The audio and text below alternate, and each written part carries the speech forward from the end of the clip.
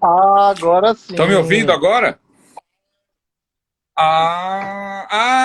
Você Muito estava mudo. bom.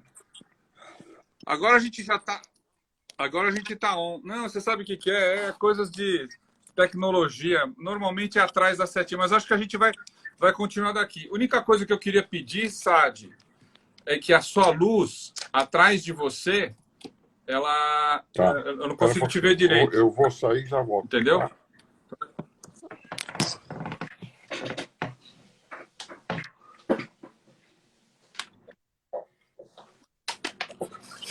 Mas eu acho que a gente já está no É, horário, o viu? ensaio já era. Eu acho que a gente já vai dar início aos trabalhos, senão a gente vai perder o nosso bom futebol da Opa, quarta-feira, ou não é? tem Palmeirinha hoje, né? Isso, muito bom. Vamos ver se o pessoal. Sim. Ó, já tem 14 pessoas entrando aqui. Será que o Sad vai. Ele saiu e Acho vai que ele entrar de foi ver novo? algum lugar para ficar aí. Peraí. Olha ele aí, chegando aí. Melhorou, Eli? Aê. Melhorou, melhorou. É que senão parece você Tá com bom. sombra, um pouquinho de sombra. Então, ó, eu acho que a gente já vai dar início aos nossos trabalhos, porque a gente já está com 20 e 32. Então a gente ia fazer o teste já foi. Mas antes de mais nada, eu queria me apresentar, né? Eu sou Elisiário Caetano, a respeito de fazer as nossas reintrodução das nossas lives, que já fazia algum tempo que a gente não fazia. E eu acho que mais do que possível a gente está tentando. A gente sabe que agora, mês a mês, sai um tópico de a gente fazer fatores preventivos, principalmente no que tange a oncologia. E, obviamente, esse mês está sendo um mês de a gente caracterizar o câncer coloretal. Então, sem dúvida nenhuma, a gente vai conversar hoje, mas é um bate-papo bem informal, basicamente sobre a nossa área de atuação, falar sobre câncer coloretal. Então, basicamente, apresentar os nossos colegas hoje. Nós temos aqui o mais novinho, né, o Dr. Carlos Castro, né, que ele é titular da Sociedade Brasileira de Coloproctologista, cirurgião, com a formação completa do ponto de vista de coloproctologia, fez cirurgia geral, titular da Sociedade Brasileira do CBC e da Coloprocto. Já o professor Saad já é o meu chefe, né? Eu tenho que tratar bem, senão ele me dispensa lá da Unifesp. Ele é livre docente, professor da Escola Paulista de Medicina, Sidney Saran Saad. Primeiro, cumprimentar a vocês pelo aceite de participar desse recurso, que eu acho que nada mais é do que um recurso de a gente poder trocar ideias para um público que venha procurar informações de qualidade. Eu acho que é isso que a gente deve ser a nossa obrigação. Eu acho que mais do que isso, de que você, nesse ambiente que a gente hoje em dia vive, de informações distorcidas, de informações desqualificadas, a gente ter a possibilidade de divulgar ao público, aos que nos seguem, aos que a gente nos veem de uma maneira como profissionais, de dar informações de qualidade e principalmente triar a informação. Eu acho que esse é o nosso ponto alto. Então, para começar a nossa live de hoje, que hoje eu vou ser mais entrevistador, eu não vou ser nada, eu só quero entrevistar. Vou jogar bom para os nossos amigos aqui. Professor Saad, o que vem a ser o câncer coloretal, sendo que, por exemplo, a gente sabe que nos Estados Unidos, onde as informações são mais confiáveis, mais ou menos 150 mil pessoas por ano são acometidas dessa enfermidade. Do câncer de cólon, 105 mil pessoas, e em geral 45 mil pessoas vão ter câncer de reto. E, obviamente, isso vem aumentando de uma maneira progressiva, até mudou do ponto de vista, até o nosso rastreamento da investigação do câncer coloretal. Eu queria que o senhor comentasse esse insight aí, que é uma coisa que é apaixonante na nossa área, mas, assim, obviamente, que é muito temida para a população. O câncer coloretal é um dos mais frequentes no ser humano, né? a gente ter uma ideia, aqui no Brasil, anualmente, o INCA, o Instituto Nacional do Câncer, que está lá no Rio de Janeiro, ele lança uma previsão de estatística para o câncer aqui no Brasil. Lá nos Estados Unidos, o câncer coloretal ele é o terceiro em frequência, tanto no homem como na mulher. Aqui no Brasil, para o homem, a coisa é semelhante. O câncer coloretal ele é menos frequente que o câncer de pulmão, que é o segundo mais frequente, e menos frequente que o de próstata para o homem. Então, no homem você tem próstata, pulmão e depois o câncer coloretal. Então, você veja que para os homens é o terceiro câncer mais frequente. Daí a importância da gente fazer a prevenção, da gente entender do assunto. Nos Estados Unidos, na mulher é também o terceiro câncer mais frequente, mas aqui no Brasil, o INCA já demonstrou que o câncer coloretal é o segundo mais frequente na mulher. Ele só perde para o câncer de mama. Ele ultrapassou o câncer do colo do útero, provavelmente por causa das campanhas de divulgação do Papa Nicolau, etc. Então, o câncer coloretal é o segundo. Então, eu acho que só por aí dá para a gente ter uma ideia da importância de saber desse assunto e da conscientização da população com essas campanhas. Quer dizer, nós estamos no mês de março, Março Azul, que é o da profilaxia, né, da conscientização do câncer coloretal. Perfeito. Diga lá. Carlão, Pode chamar. vou te chamar de Carlão, né? Carlos Cato, Carlinhos, eu sei que Carlinhos que a gente chama é a sua mãe. Carlos, é o seguinte, só para a gente poder entender e compreender, quais são os sintomas que um paciente deve chamar a atenção para o nosso público com relação aos sintomas que caracterizam a pessoa a ir procurar um serviço médico, a incentivar, a se mobilizar para procurar um médico com uma suspeita de um câncer coloretal? Então, vamos lá. Primeiramente, assim, uma coisa que é importante a gente estar falando é que, na grande maioria dos pacientes, esses tumores são pouco sintomáticos ou assintomáticos, né? Então, por isso a necessidade de prevenção, né? A Sociedade Americana de Câncer, ela preconizou já há 2 anos, antes era 50 anos, e há 2 anos ela preconiza que deva ser feito algum método preventivo a partir dos 45 anos de idade, né? Porque a gente está vendo cada vez mais jovens com tumores e tal. Então, o intuito principal do Março Azul, né, seria não chegar a ter sintomas, né? Você chegar a prevenir com a identificação de pólipos, a retirada de pólipos ou a identificação de tumores precoces ainda assintomáticos, né? Mas nos pacientes que não fazem essa prevenção, os sintomas normalmente são sintomas, às vezes, frustros, às vezes só uma anemia de origem indeterminada, né, nos pacientes mais idosos, quando você pega um paciente com anemia. O meu avô, por exemplo, foi diagnosticado assim, né? Ele tinha uma anemia, a gente fez a coluna e identificou um tumor de cólon direito nele. A questão de alterações do hábito intestinal também é importante, né? O paciente que previamente era constipado começa a ter um aumento das idas ao banheiro, ou ele era mais solto, começa a ficar mais preso. Dor abdominal é um dos sintomas, né? Cólicas, principalmente em cólica. O puxo-tenesmo, que seria uma urgência evacuatória e uma sensação de evacuação incompleta. E principalmente o sangramento, né? O sangramento misturado às fezes, né? Normalmente um sangramento, às vezes, claro, né? Não muito, às vezes não muito perceptível, mas misturado às fezes seria um dos sintomas principais aí do câncer coloretal. Perfeito. Bom, e agora você vamos assim, a paciente tem esses sintomas, aí ele vai procurar o coloproctologista. Professor Saad, o que nós temos de fazer, por exemplo, do ponto de vista na investigação do câncer coloretal? Qual que é o direcionamento? Do câncer de colo e do câncer de reto? O que o senhor recomendaria, por exemplo, para o paciente, por exemplo, que tem esses sintomas? E hoje uma coisa que me preocupa muito, até na nossa área, porque a gente perdeu muito a sensibilidade, muitas vezes, do tato. Porque hoje em dia Eu mesmo, hoje, por exemplo, fiz 5 consultas por telemedicina.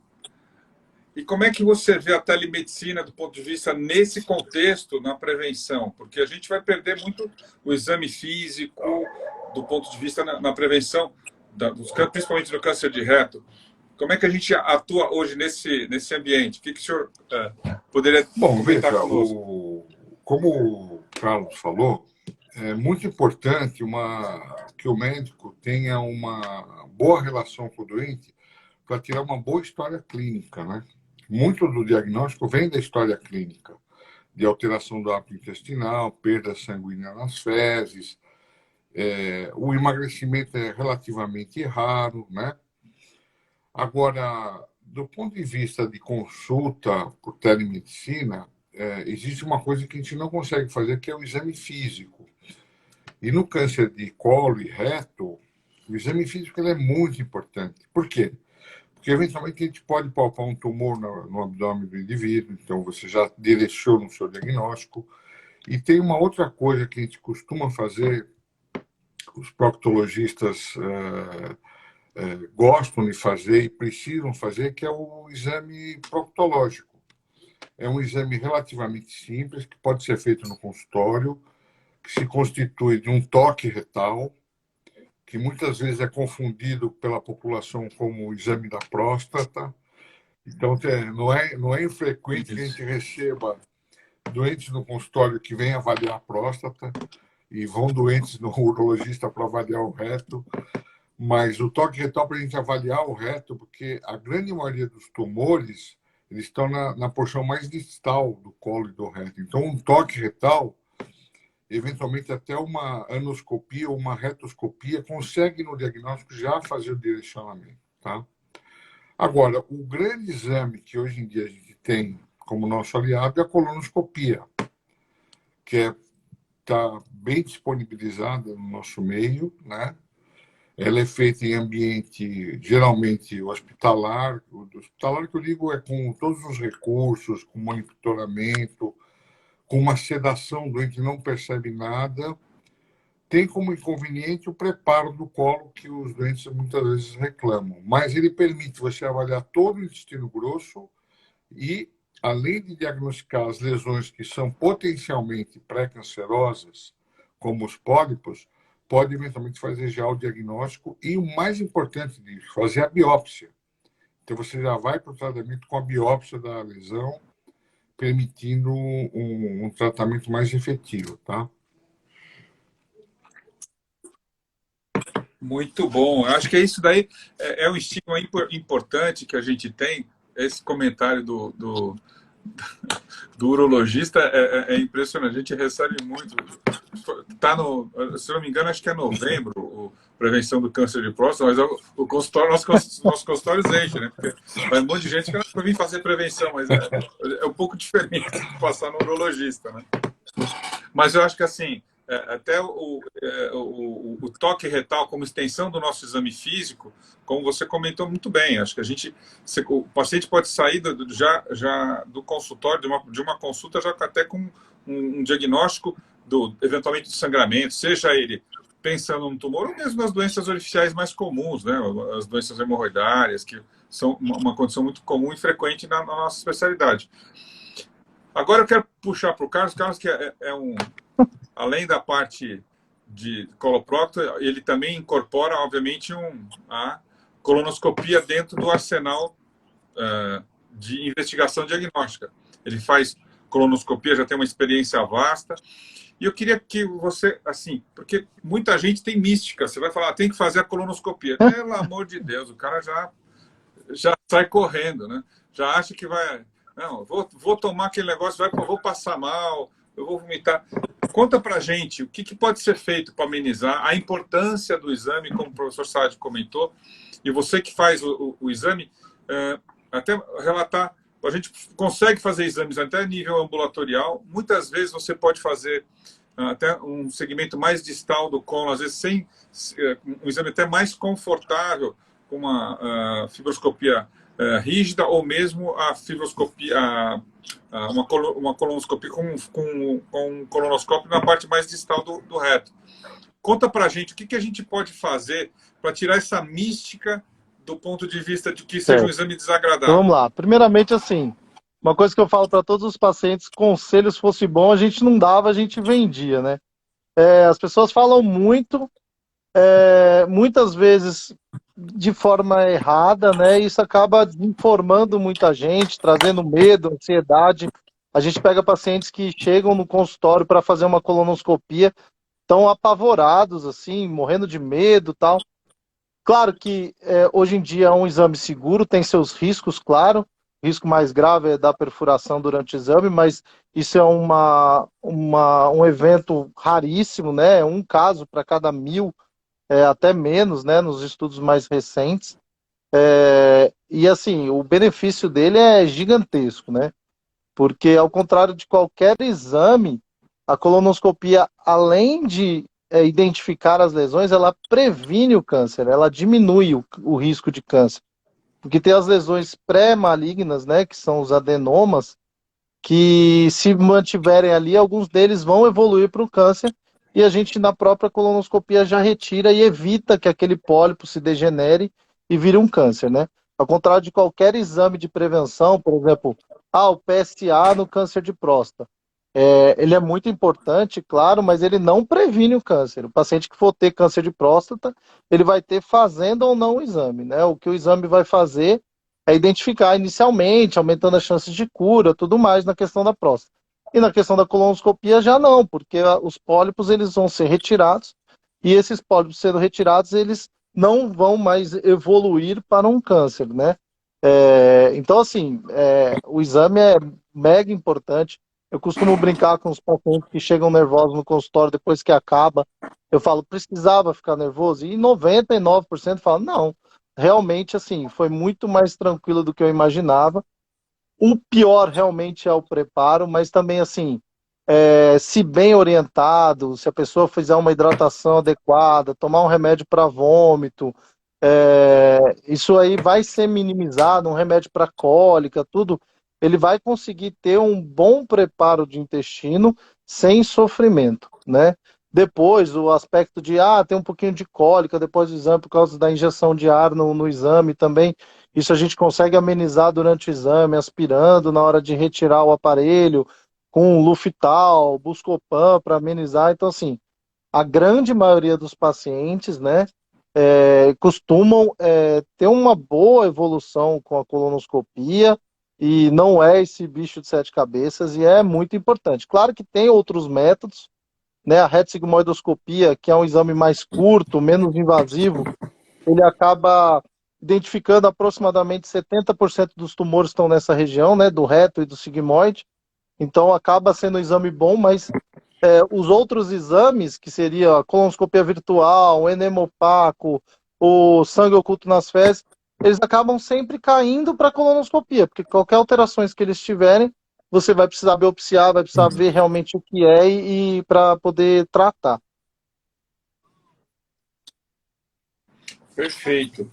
Bom, e assim, uma coisa que eu acho que é importante, que ocorreu nos últimos, pelo menos nos últimos 3 anos, os guidelines mudaram um pouco do ponto de vista da frequência no qual a gente deve fazer exame. Você quer comentar um pouco disso, Carlos? Por que mudou essa perspectiva de a gente começar a investigar antes dos 50 anos? Quer dizer, antes era 50 anos, a gente mudou para 45 anos. O que Então, aconteceu? na verdade, assim, uma discussão que sempre se teve, assim, a gente que faz colonoscopia, a gente sempre percebe que tem pacientes que acabam fazendo mais exames do que necessário, né? Por exemplo, descobre um pólipo uma vez na vida, ele ganha colono anualmente para o resto da vida, e que também tem pacientes que acabam não fazendo quando necessário.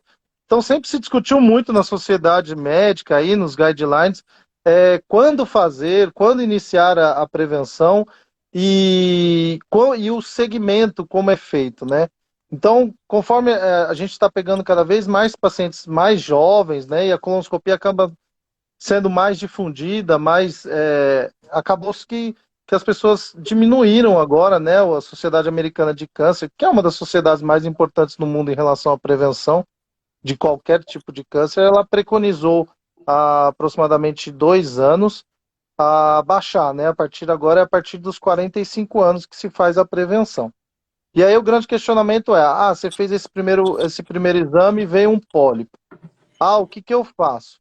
Aí tem vários parâmetros, né? O que eu costumo usar, que é uma coisa simples para todos os pacientes, é assim, tinha um pólipo maior do que 1 centímetro, foi retirado, repete em 3 anos, né? Tinha um pólipo menor do que 1 centímetro e foi retirado, repete em 5 anos. Não tinha pólipo, não tem história familiar, nada, é 10 anos. Isso é assim, você consegue abranger a maioria dos pacientes, né? E é o que o último guideline que saiu no New England, né, no ano de 2020, ele meio que ele preconiza, né? Claro que tem algumas nuances nisso, né? Tem mais de 10 pólipos, mais de 3 pólipos, menores que 1 centímetro, sempre falando no adenoma, né? Perfeito. Professor Saad, então o Carlos fez o exame, chega lá, estou com câncer de intestino. Meu mundo caiu, me atiro da janela, o que que eu faço? A gente está frente assim, é uma grande incógnita. Às vezes os pacientes vêm assustados, desesperados. Obviamente, quando a gente ouve essa palavra câncer de intestino, ou câncer do modo geral, a gente já tem uma mística. E do que era no passado, até, ou seja, a gente tem um histórico nessa área, do que é hoje. O que você pode falar para um paciente que diz, eu estou com câncer? A primeira coisa que o doente precisa estar conscientizado que dos cânceres do tubo digestivo, o câncer coloretal talvez seja um dos de melhor prognóstico, tá? É muito melhor que estômago, que esôfago. Perfeito. E é um câncer que tem uma chance de cura muito boa, muito boa. E a gente tem uma experiência de acompanhar vários doentes que são operados e com ótimos resultados. Quer dizer, hoje em dia, houve um avanço em várias técnicas cirúrgicas, tá certo? Preocupações de fazer a ressecção oncológica o mais eficiente possível. No câncer de reto, nós temos alguns procedimentos a serem realizados.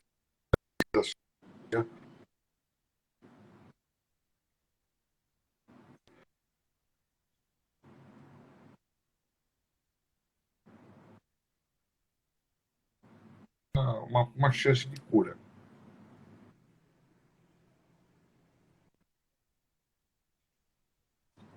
Perfeito.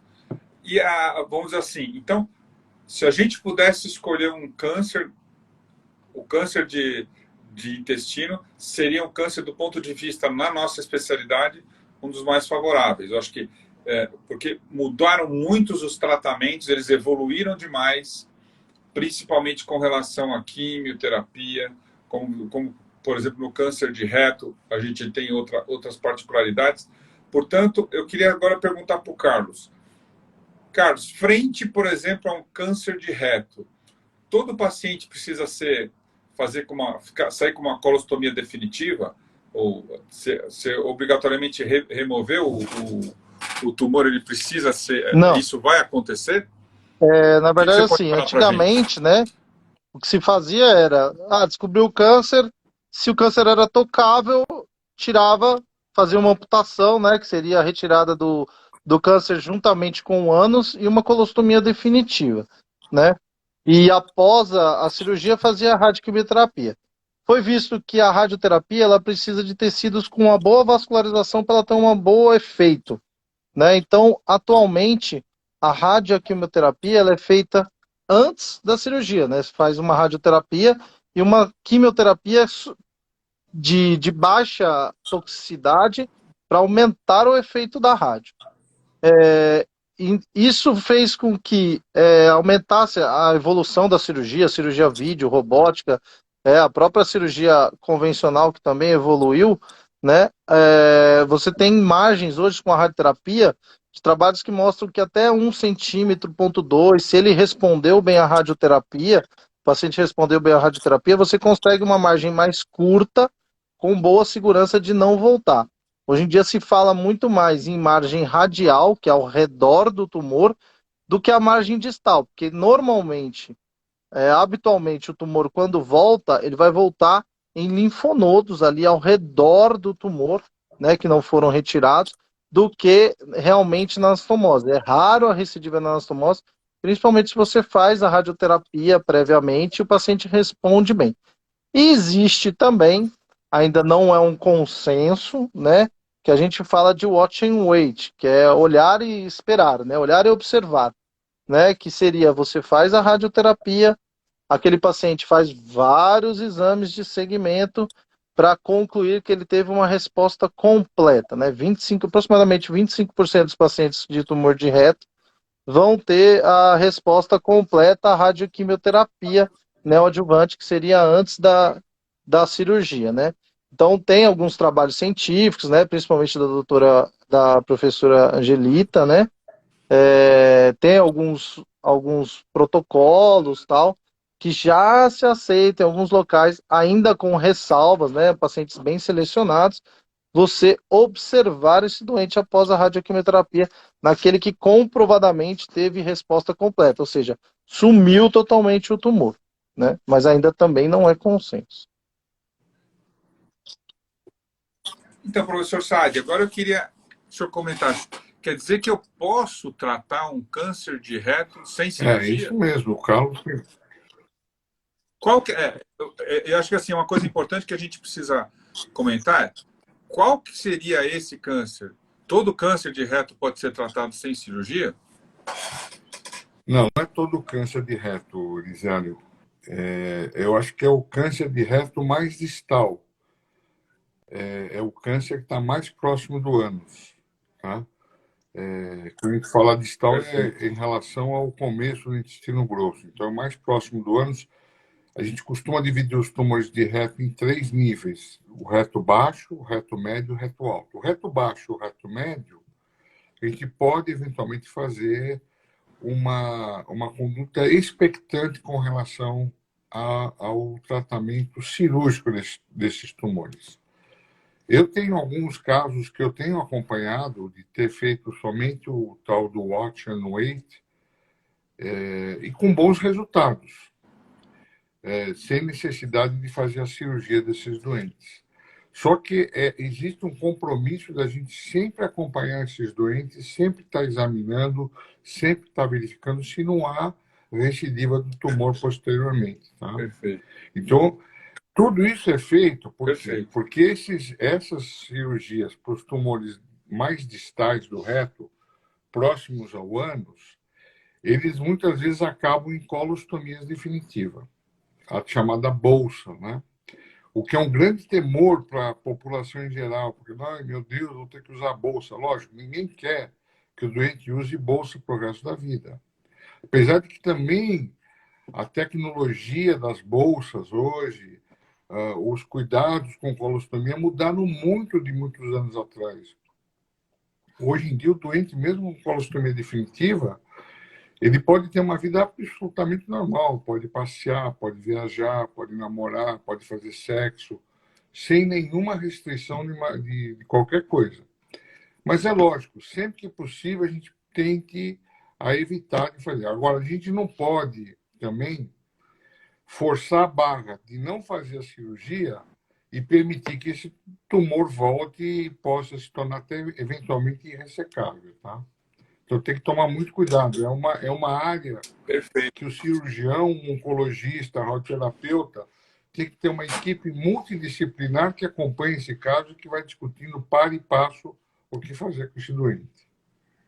Só para colocar uma pimenta na conversa, eu estou com um paciente e ele, há uns 5 anos atrás, a gente diagnosticou um tumor de reto inferior e ele não aceitava colostomia. A gente fez a radioquímio, aparentemente tinha respondido completo, não tinha nenhuma lesão em ressonância, em eco, nada. E a gente chegou a propor a cirurgia para ele, mas ele recusou. E hoje ele está com tumor de pulmão. Na biópsia mostrou adenocarcinoma intestinal e não tem nada no intestino. Absolutamente nada. Perfeito. E isso é uma coisa que a gente observa muito, mas é uma coisa que a gente tem que passar para quem está nos assistindo, porque Existem esses protocolos, mas, obviamente, eles são importantes e a gente precisa compreender o segmento desses pacientes. A gente tem que estar muito próximo desses pacientes para a gente tomar a decisão, porque é isso que você comentou mesmo.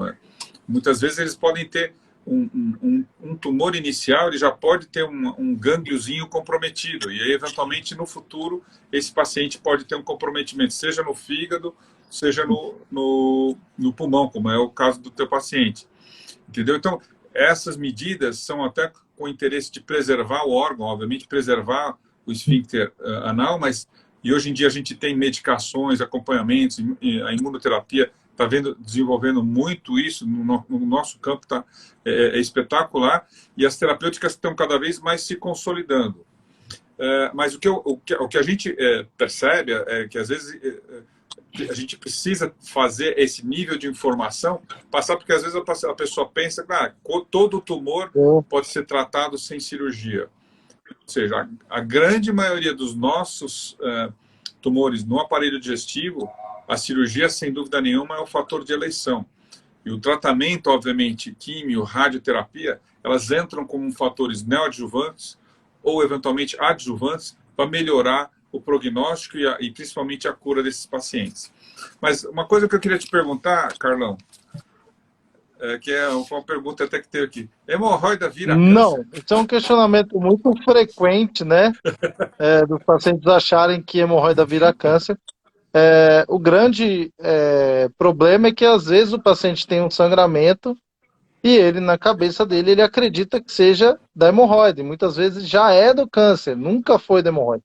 Ou ele tem as duas doenças associadas, né? Ele sempre teve a hemorroida, o que não impede dele ter um tumor lá na frente e tal, e ele achar que a hemorroida virou um câncer. Não, hemorroida não é câncer, nunca vira câncer, mas às vezes pode estar associado e o paciente realmente acha que tem relação. Perfeito. E eu acho que, assim, é muito importante a gente ter como prerrogativa até na indicação cirúrgica na doença hemorroidária, quando ela existe, né? A gente tem que fazer uma investigação prévia e, muitas vezes, dependendo da idade, dependendo dos sintomas, o paciente não ir para a cirurgia de imediato. Ele deve fazer um rastreamento prévio, porque, às vezes, pode estar incumbido num sintoma de sangramento.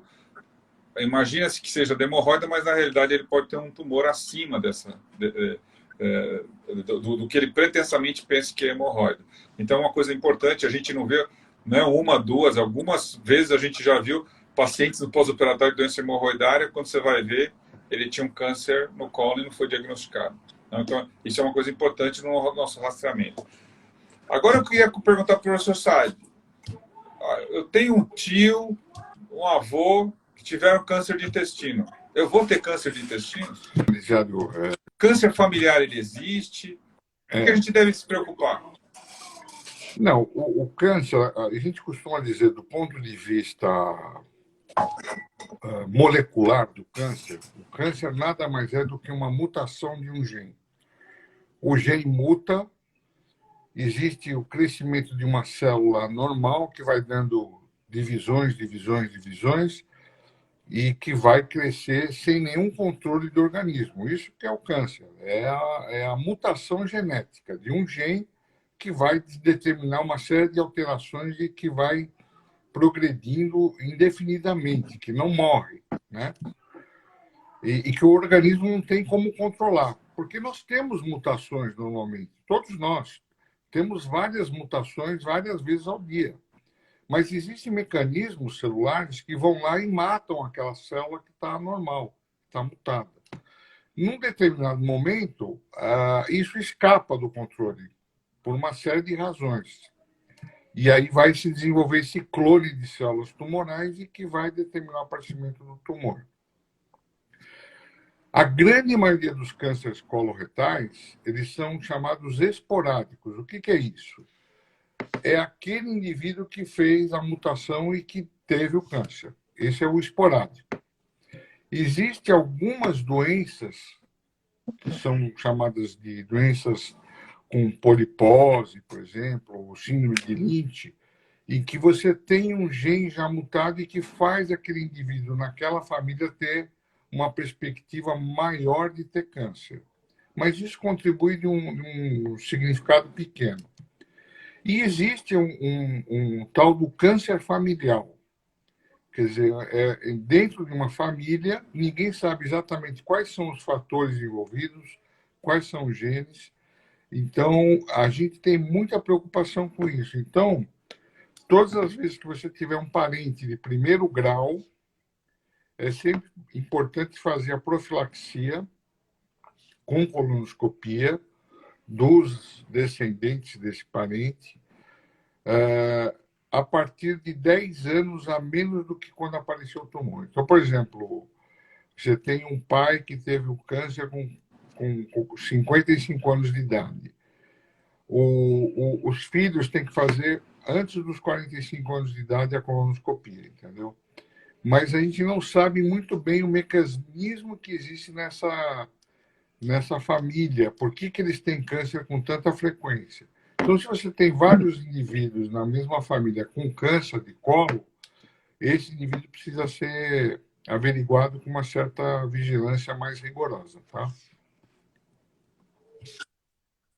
Diga lá. Perfeito. Carlão, você vai lá, faz a colonoscopia, e aí você solta um diagnóstico: polipose adenomatosa familiar.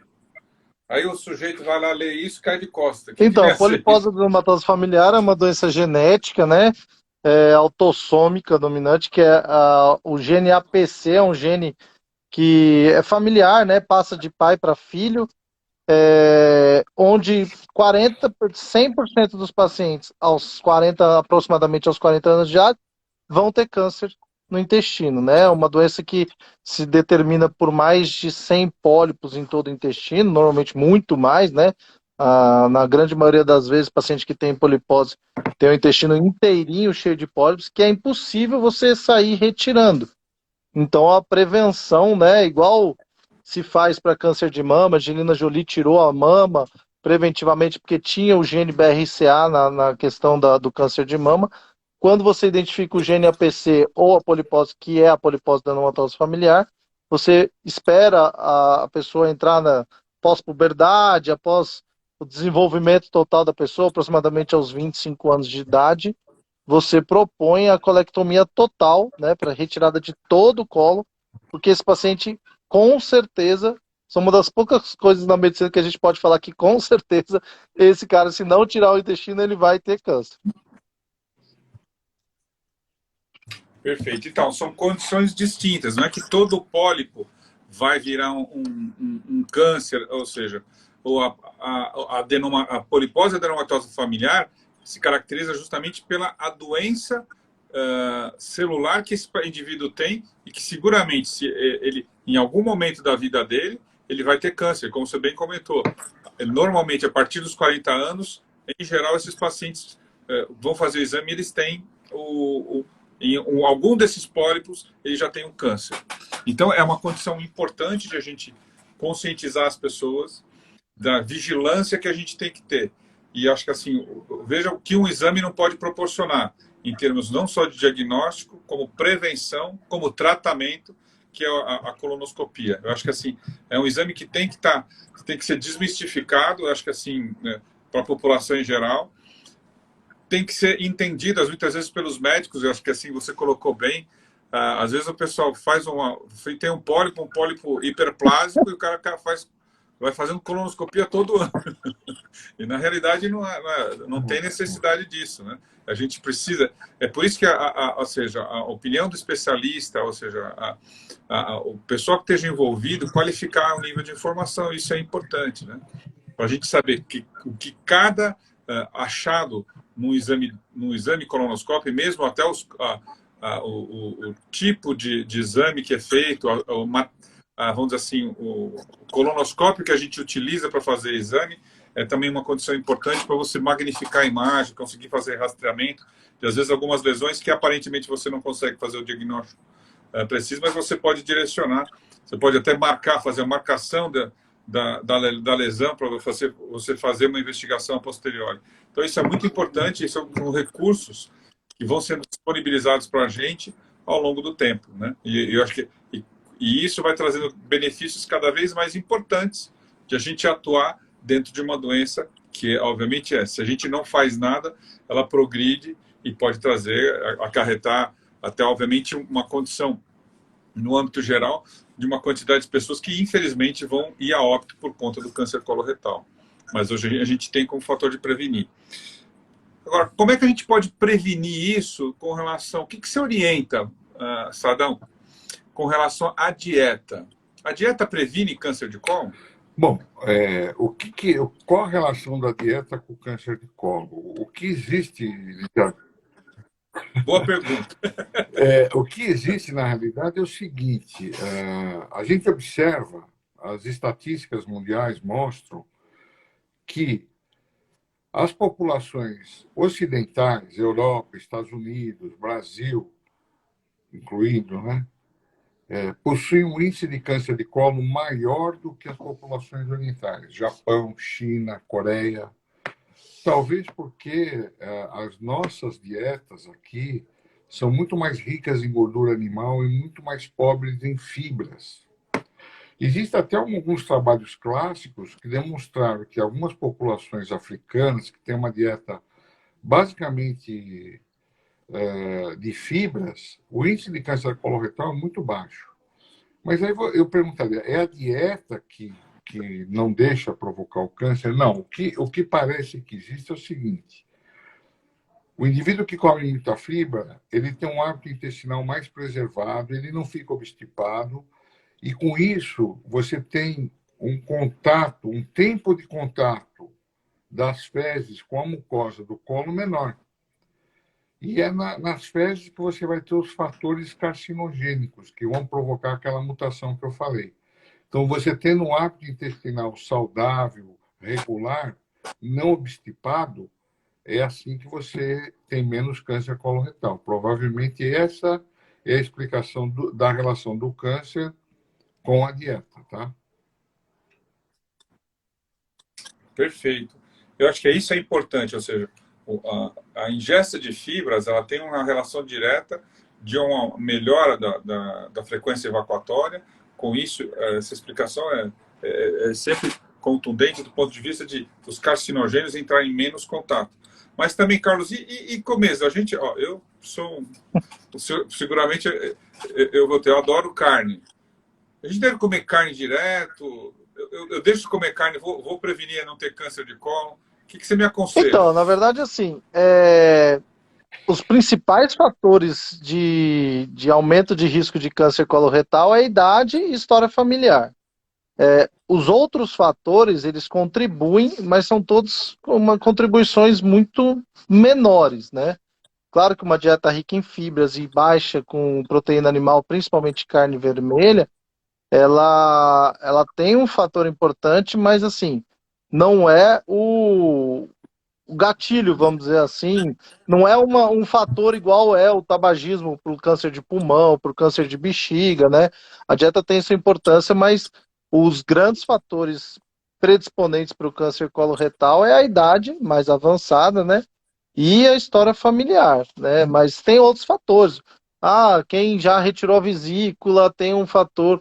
E outro fator que também é importante é as doenças inflamatórias intestinais, né? Que Crohn e retocolite, esses sim aumentam bastante a chance de câncer depois de 8 a 12 anos de doença, né? No caso de pancolites, principalmente, né? Quando tem inflamação de todo o intestino, eles aumentam bastante a chance de câncer coloretal, mas aí a gente faz um segmento mais apertadinho aí de colonoscopia, mais a cada 1 a 2 anos. Muito bom. Eu acho que essas medidas são essenciais para a gente compreender a necessidade de ter uma dieta balanceada. Eu acho que assim, a dieta do brasileiro é uma dieta balanceada, ou seja, proporcional você comer a proteína, o carboidrato, as fibras. A gente tem isso no nosso dia a dia da comida do brasileiro, é uma comida saudável. Acho que a gente tem muita investigação, a gente tem muita discriminação com relação a isso, mas a comida do brasileiro, ela é uma comida saudável. Aqui, infelizmente, obviamente, a gente tem os exageros e principalmente nos alimentos elaborados, né? Ou seja, que tem muito fator, que são justamente por conta de serem muito elaborados e conservados, tem conservantes que podem dar uma ação carcinogênica mais efetiva. Mas uma coisa que, por exemplo, a gente conseguiu, eu tratei meu câncer de intestino, eu chego mostro meu anátomo patológico, e aí eu vou ter que fazer quimioterapia. A quimioterapia para o resto da vida, no câncer de cólon ou do reto, quando que eu vou ter que usar? Quando que a gente usa a quimioterapia? E aconselhar a quimioterapia, porque eu já estou no final da minha vida, era a última coisa a fazer, né, no meu câncer. O que você pode falar para a gente, Sade? Quimioterapia assusta, né? O que você pode falar para a gente nesse sentido? Não, a quimioterapia, a função da quimioterapia, na realidade, é de você matar todas aquelas células que estão circulando, porque quando você tem um tumor, várias células neoplásicas estão circulando pelo seu organismo. Estão vivas lá, estão circulando, elas podem parar no fígado e dar metástase no fígado, podem parar no pulmão e dar metástase no pulmão. Podem estar ninhos de células ali próximas da região da cirurgia onde você tirou o tumor.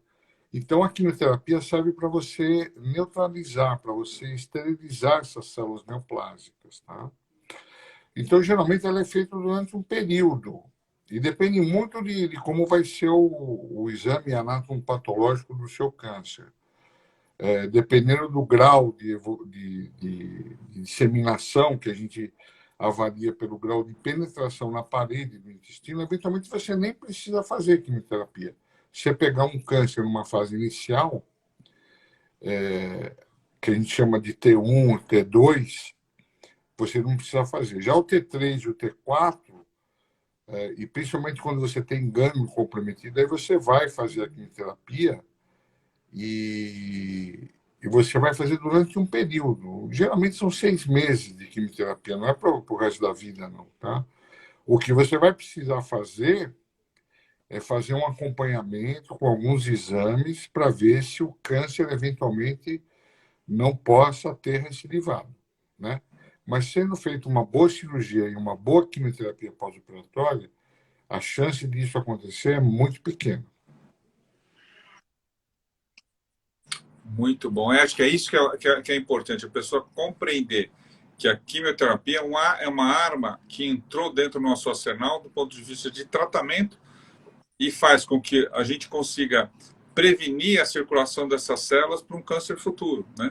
E acho que, assim, como o professor Sade comentou, isso se fundamenta numa coisa importante depois, que a pessoa pensa que operou, acabou. Operou, a gente removeu a lesão foi para o patologista vai estudar, vai fazer uma condição que é o estadiamento da lesão, e segundo esse estadiamento a gente vai tomar uma conduta adicional, aí que entra justamente a multidisciplina, né? A gente vai depois passar para o oncologista o estadiamento e a gente vai avaliar qual é a necessidade ou não de fazer um tratamento complementar.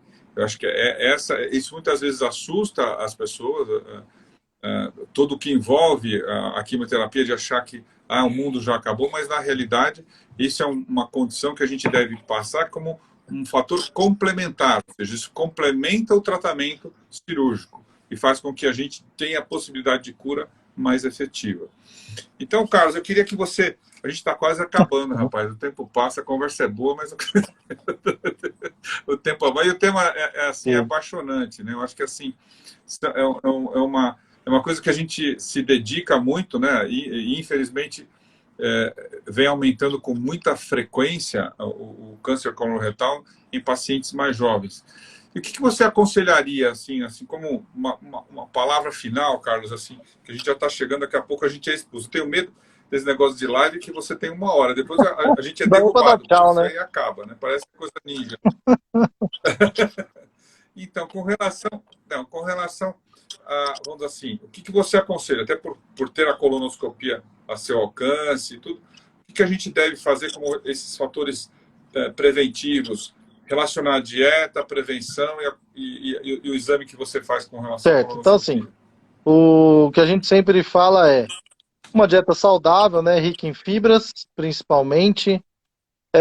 Fique atento a sintomas, por menor que ele seja, alteração do hábito intestinal, a dor abdominal, cólicas, qualquer coisa assim desse tipo, né?